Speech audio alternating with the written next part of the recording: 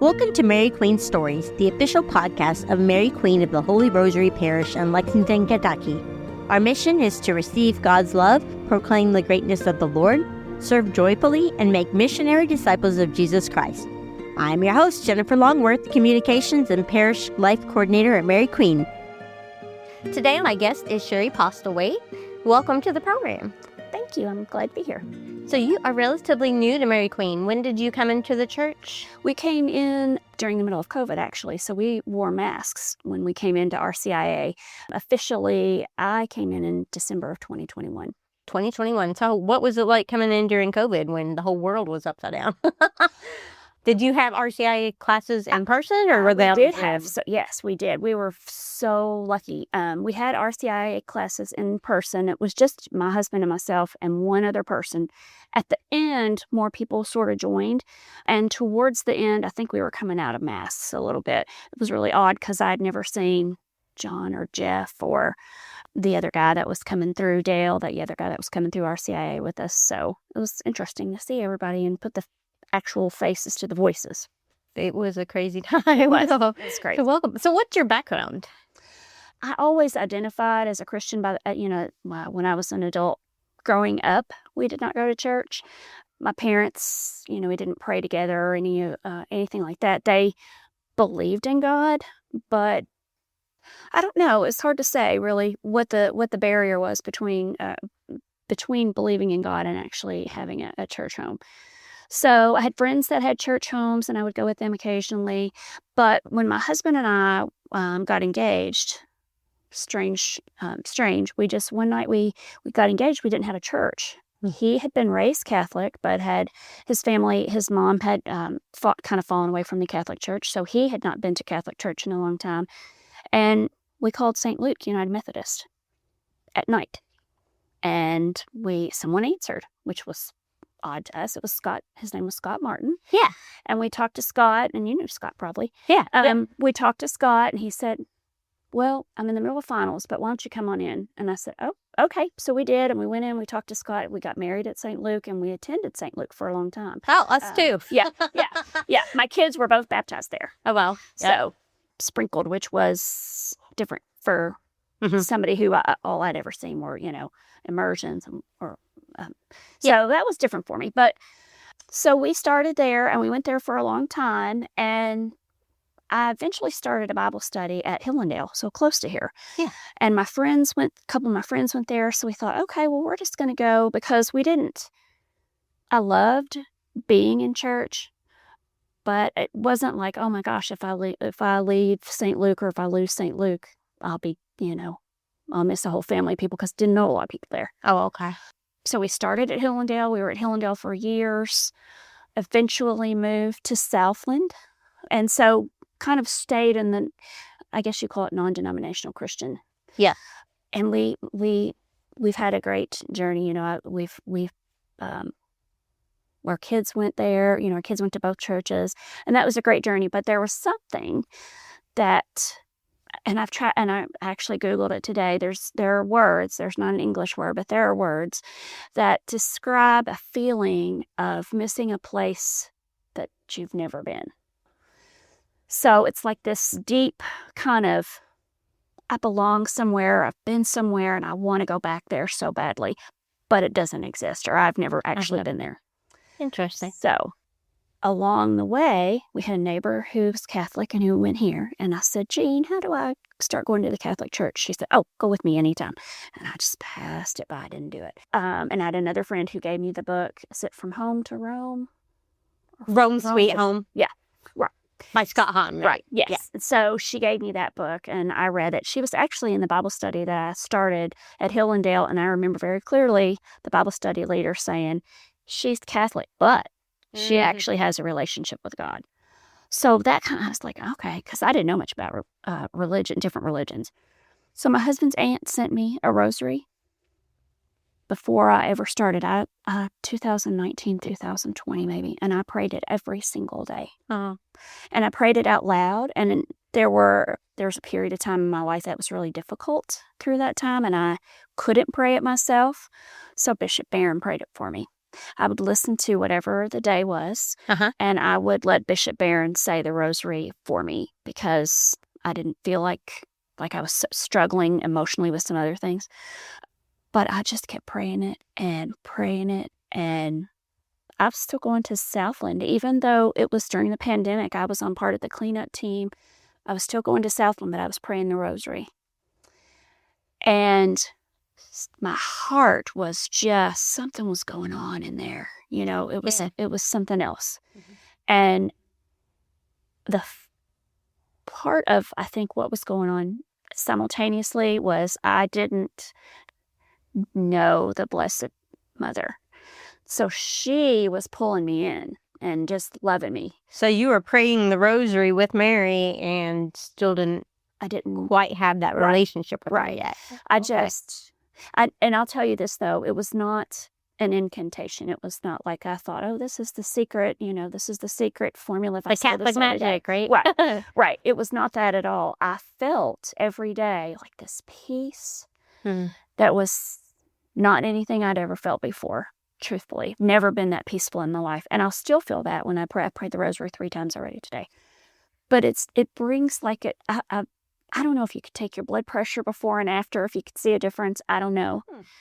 But what also was going on was a personal conviction with me that during COVID, you could go by a table and pick up this little cup, and it had juice in it, and on top of it, you just peeled off the top, and there was a wafer. And you could pick that up, and nobody even would monitor, really. You could take as many as you wanted, probably, but I thought, my heart and my brain were saying, I don't think this is how I'm supposed to be doing this. And this is not, well, I don't know the word I'm trying to say. I'm not trying to cast aspersions or, but I knew for me, I thought, if what the Bible says is true, and I think it is, then this is not how I'm supposed to take the body and blood of our Savior. And I kept thinking that. Finally, I was like, I can't go here anymore.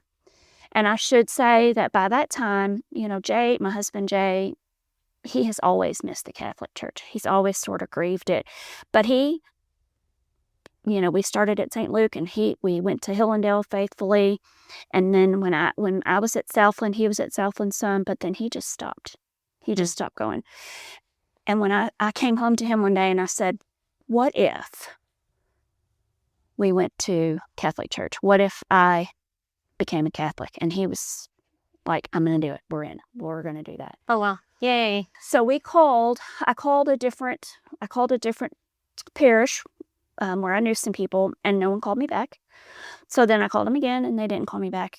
And my aunt, Jay's aunt really, who had sent me the rosary, she called them and left them a long message about, you should call people back. And no one ever called. But I'll tell you what I think. I think that I was praying to Mary, and Mary was bringing me here. To Mary Queen of the Holy Rosary. Of the Holy Rosary, yeah. There's no coincidence in my mind. So we came here, and the very first thing, of course, we talked to Kara on the phone, and we met with Jeff and John.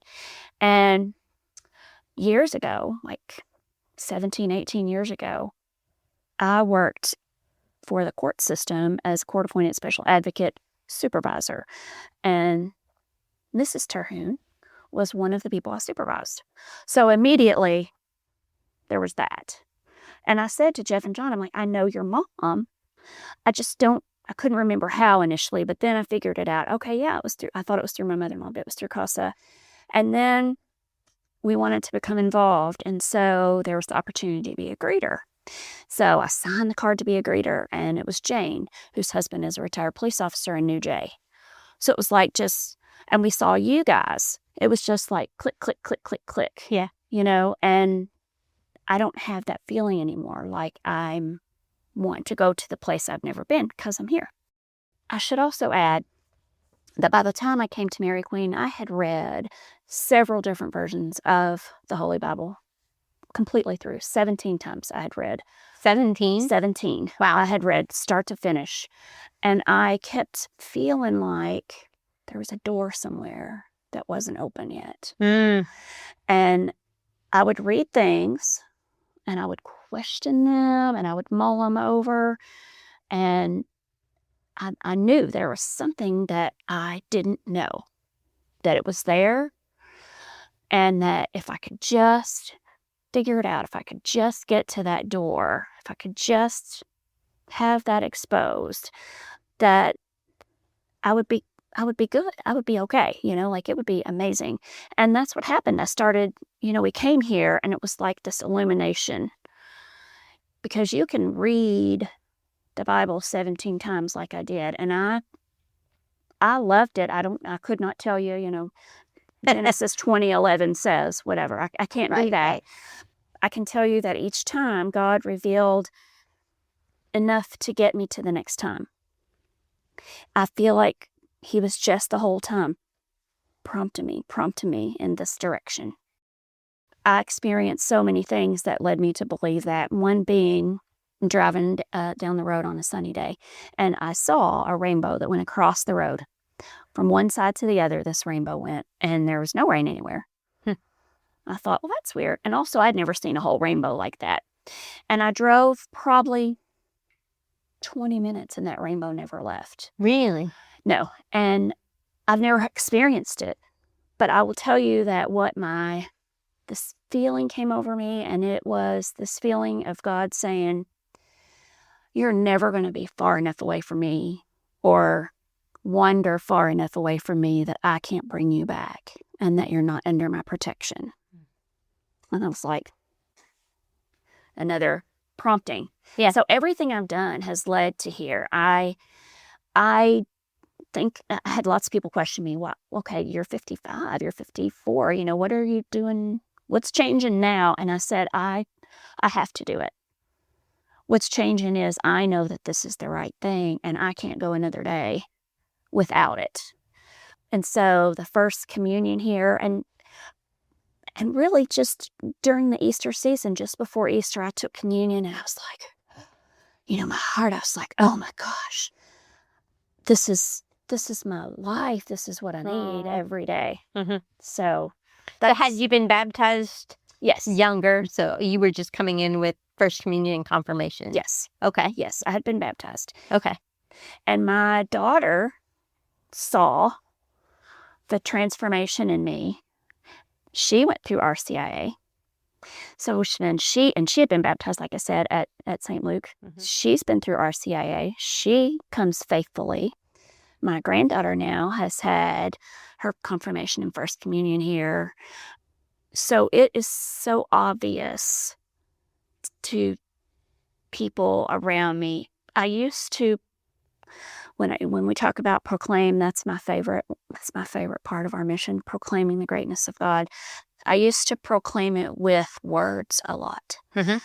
And now I proclaim it with my life. You can, the words, I refrain a lot from using words. I just let my life show that this is something so different and so wonderful and so real, that I don't have to have the words. I can, and I do. I love to. I still listening to Father Mike. I still read. I bought the Divine Mercy Bible, and Divine Mercy. That was another. All these things that you don't know that you don't know. So Divine Mercy. I started this year. I started the first year on my knees, and I did the novena, and then I've done it every year. This year, I decided I have some people in my life that just need that. They need that mercy and that love. And so I'm going to pray it through Pentecost. I'm going to pray it maybe even beyond Pentecost. But again, it's another thing that just washes over you. Like, I could never give this up. It's the best thing that ever happened to me was coming here to Mary Queen. And I now have so many friends here, like this. It was this woman group, and and even in husbands group. I mean, it's like this group that you just come into, and you just think, oh, these are my people. Yeah. And I want to be their people. Yeah. So that's kind of it in a nutshell. I always say short story long because that's what I do. Well, what I'm hearing is that you were drawn to the Rosary, and one of my questions is, how did you learn to pray the Rosary? So my husband's aunt sent me the instructions. Oh, okay. Okay. So, and I should have brought my rosary. So it's beautiful. She brought me the most beautiful rosary, and I prayed it going down. Word for word, I was reading it every night going down. And then when I started, just when I was starting RCIA, I was gifted. I mean, all of a sudden, Bishop Barron and Father Mike. I Googled Catholic priest or something. I don't even remember. So I got Father Mike and Bishop Barron, and I asked in RCIA, I said, okay, are these guys, I'm not going to be led astray. And they said no. So I would listen to Bishop Barron pray it and learn, really kind of hear kind of that background about each mystery. Each mystery. Yeah. That's it. It just pulled me in. And then the Eucharist. I mean, I've heard about places like you're saying in the Southland, get the little cup and wafer. And now as a Catholic, I'm like, how did they? That's not what? Mind blowing. It is. I think you skip over or just very lightly, just very superficially touch body and blood in other religions. So I don't know what happened. I don't know where it started. I know where it ended. But I don't know where it started with me just feeling like I'm not doing this right. Yeah. This is not, I wouldn't take it if I felt like I was in a bad place with someone. Like I knew I didn't do that, but I knew when I was taking it, I thought, this is not how you're supposed to do this. This is not the right thing. And now I know. On Sundays, I do not take that lightly. Each time I put that in my mouth, I think of all the miracles that I've heard, and that kind of thing. And I don't miss Mass unless I'm sick. Right. Because I need that for the next week. Like that's how my week, it ends and begins my week, You got to have the grace to get through the week. Right. Yeah. And it's supernatural. I mean, that's all I can say. It's I didn't get that with any other body and blood. So grape juice and wafer. Yep.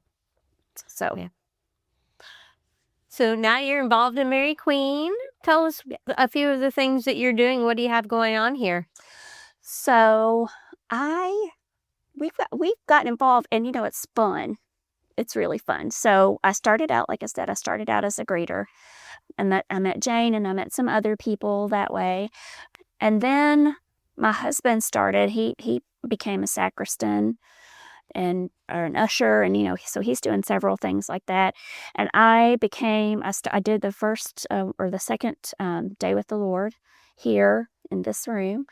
That's the Women Connect retreat. Women Connect, yes. So I started with the women.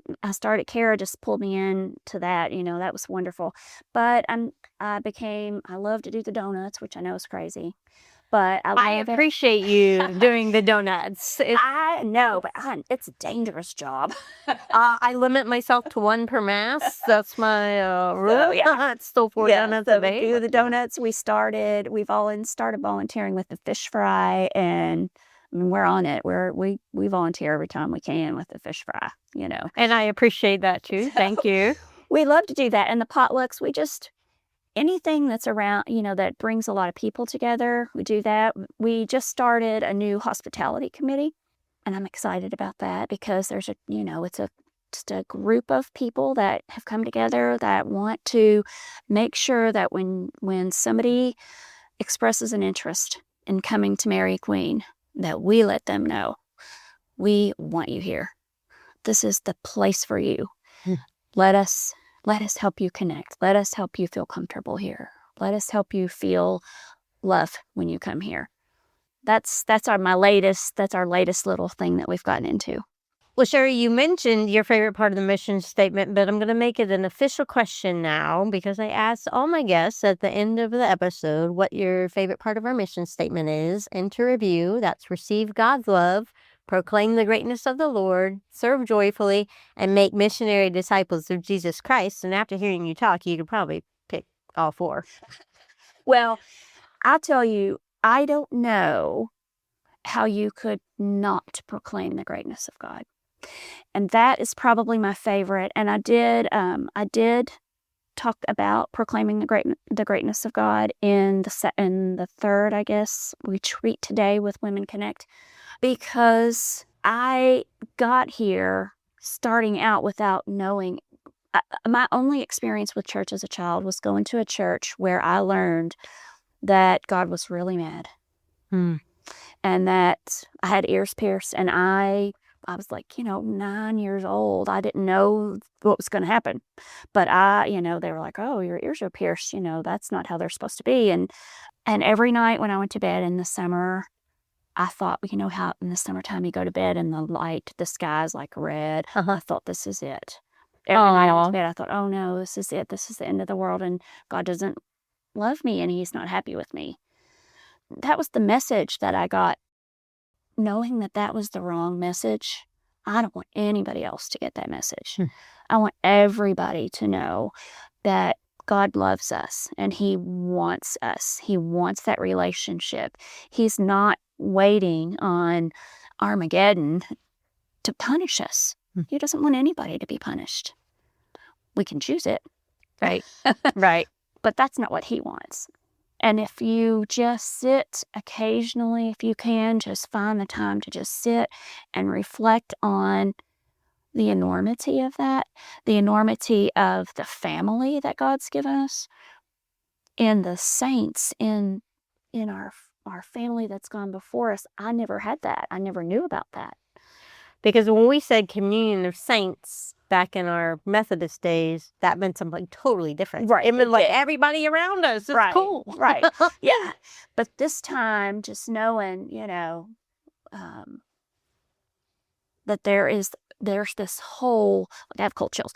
There's this whole universe out there that's so perfect and so precious. And they want us to be a part of that universe too. Yeah. Heaven. They want us to be a part of that. So I can't not proclaim. Any chance that I get, I try and put a little plug in. But again, I want to proclaim it by just showing how different life is. And I wish I could say that life got simpler. That has not been the case. But my reactions have changed, and my belief that it's going to be okay, that's changed. Well, thank you so much. If someone wants to get involved in the hospitality committee, do you need more people? We want more people. We want more people. We want more people, yes. It's so fun. So it's my poor husband is the man. He's the anchor, the male anchor, because we have no one else. But it's a group of women.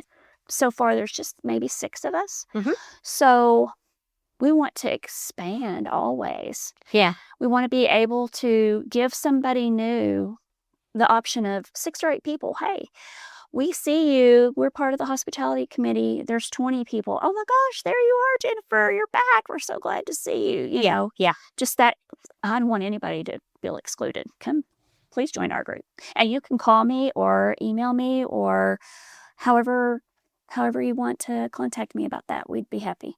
And I will put your email in the show notes so people can, because spelling it is just kind of tricky with your last name, Postlewaite. So we will just put that in the show notes and people can click on it and reach out to you. If they have the gift of hospitality, you'd love to have them on your committee, eh? I would love it. That would be great.